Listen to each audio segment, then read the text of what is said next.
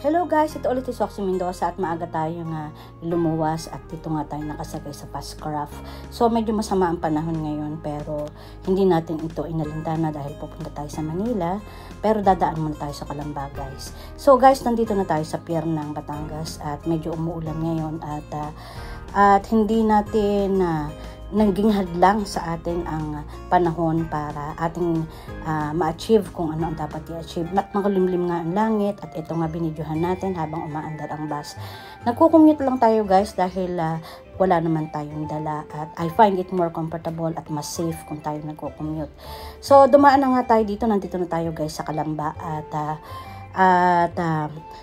habang nasa bus ay aking inilalagay dito ang aking task list para wag nating makaligtaan ang lahat ng mga bagay na ating dadaanan at lahat ng ating pupuntahan ay ma-achieve natin sa 2 days travel natin from Calamba City to Manila sa pagsusource out ng ating paninda. Bago magtanghali guys, at natapos na natin ang ating task list at ayan nga, nakasakay na tayo pabalik sa tricycle at namataan tayo dito sa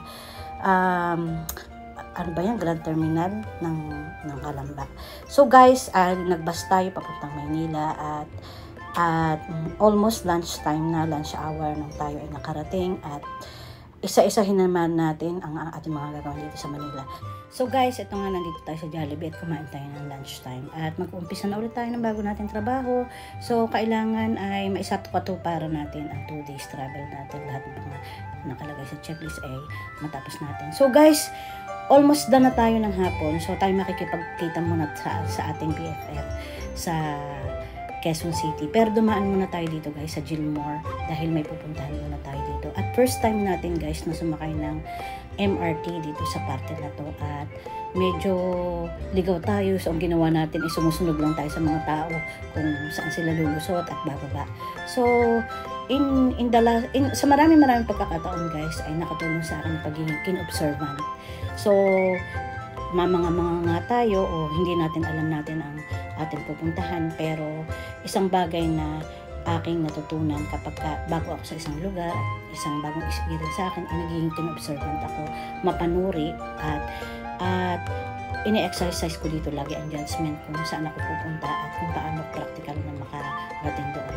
So guys, tapos na nga natin ang ating trabaho dito sa Gilmore at pabalik na tayo at pupunta na tayo sa tagpuan ng ating BFF. Ito nga guys, pasakay na tayo at babalik tayo guys dito sa Recto at sabi ng aking BFF, doon daw ako sumakay sa LRT papunta daw ng Roosevelt Avenue o kaya ang pinakang last station ng LRT dahil doon kami magkikita guys. At for 5 years ay mula pandemic, before pandemic pa na hindi natin nakita ang aking kaibigan na ito. So ito nga guys, sumunod na naman tayo at dahil bago na naman ito experience natin, ito ang pagsakay sa MRT. Hindi tayo nag-jeep o nagta-tricycle or whatsoever. Tayo ay MRT at LRT lamang. So ayan nga guys, nakita na tayo dito sa Walter Mart ng aking BFF. Siya kasama ko BFF ang BFF ko na ito sa Papua New Guinea at siya ay nag-for good na rin, OFW for many years at meron siyang negosyo na meron siyang pwesto sa Baclaran at I would say na nag-for good siya dito at siya ay naging successful. So dinala niya ako guys dito sa isang lugar na ako yung manghang-mangha. Just for a change, kami ay nag-hangout lang dito, hang around at para naman maiba ang ating ambience. Sabi nga ng aking isang kaibigan, go out on your comfort zone. Just only para lang maka-breathe tayo at maalis natin ang stress. So eto nga guys, inabot tayo dito ng hanggang almost 9 o'clock sa pagro-roam around, pag-ikot-ikot at busog na busog ang ating mata sa mga ating nakita.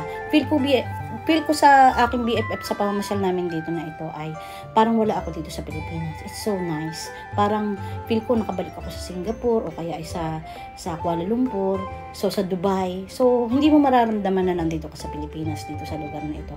Ito yan ay guys dito sa Soler. So kami ay tumambay lamang dito at nagtingin-tingin at wala kaming balak dito na magtagal guys, at just for a change and just to breathe and chit-chat, tawanan at saka kwentuhan kung ano bang nangyari sa amin, kung paano kami nakasurvive ng pandemic. So ito nga guys, na picture din kami dito, at it's so nice catching up with my BFF Maria. At ako'y tuwan-tuwa sa kanya, talagang siya successful, meron na siyang farm, meron na siyang paupahan, talagang siya ay may pwesto sa Baclaran, at ang kanyang mga paninda ay mga ano ba yan, ready to made wear. At talagang masasabi ko sa iyo, nasa tiyaga at diskarte lang talaga kung paano ka makakapamuhay dito sa Pilipinas, o kung ikaw ay mag-for good. So guys, eto nga dito, pinicturean ko dito itong mga magagandang lugar dito sa Soler. So guys, this is not to brag, but to inspire you na sa kabila ng kung ikaw ay magiging OFW, laging there's always sunshine after the rain, ika nga. Sa kabila ng hirap, sa lahat ng mga pagpapakasakit mo, kung uuwi ka dito sa Pilipinas at madiskarte ka, tsak, may pupuntahan ka. So guys, it's almost 9:30 na, nandito ako sa LRT. Pabalik ng Hilpuyat. So, papunta sa aking accommodation. So, nag-iisa ko guys dito. Akala ko ako medyo natakot dito. So, guys, ito na nga guys, ay kinabukasan na ito, napunta tayo dito sa Binondo dahil tayo ay may pupuntahan. So, medyo naliligaw nga tayo dito. At naging compass ko dito ay ang simbahan dito. Yun ang aking naging kumbaga nagturo sa akin kung paano makakalabas dito sa Binondo. So guys, ang ginagawa ko dito pag nandito ako sa Binondo, meron na ako ditong kausap na tricycle driver at nagdadrop sa akin kung saan ako pupunta. So overall ay lahat ay nakuha natin lahat ng mga supplies natin na kailangan na hindi natin natagpuan sa Mindoro. So, ready to deliver na kami sa Monday. So, see you guys. Happy weekend. Maraming salamat. So, pakilike at pakisubscribe naman po ng ating channel. Ito na yung guys, makikita nyo, matatanaw na ninyo yung dito sa may Binondo Church dito. Ang corner niyan ay Juan Luna Street, papunta ng Divisoria. At diyan tayo lulusot at tayo ay babalik na sa ating accommodation at uuwi na tayo ng Mindoro. At expectedly, by 10 o'clock in the evening, tayo ay nasa Calapan City na. So, nilakad natin ito at sa Juan Luna na tayo sasakay papunta ng LRT. At ito na nga guys, tayo nakalabas na, nandito na tayo sa may Juan Luna, sa kahabaan ng Juan Luna, at sinundo tayo ng tricycle dito at ibinalik tayo dito sa LRT station.